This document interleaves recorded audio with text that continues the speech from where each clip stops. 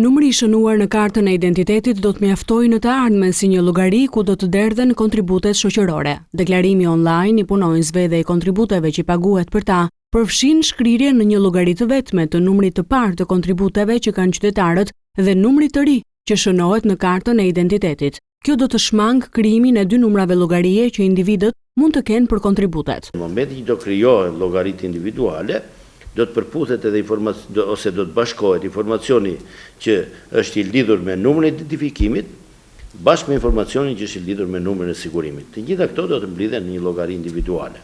Kështu që të gjithë personat që nuk kanë marrë një numër sigurimi, mjafton që kur fillojnë punë, të paraqesin te punëdhënësi i tyre numrin e identifikimit, pra atë që kanë shënuar në letër njoftimin elektronik.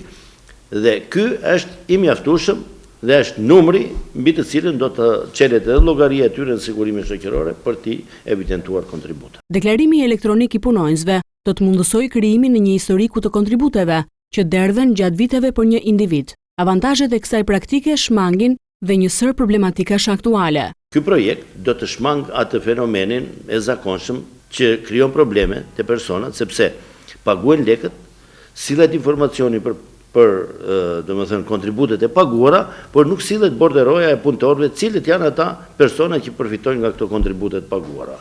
Neve normalisht kemi mbi 280.000 flet borderoje të pasjella. Detyrimi i deklarimit online të punonjësve hyri në fuqi në fillim të vitit 2012. Ky proces administrohet nga Drejtoria e Përgjithshme e Tatimeve.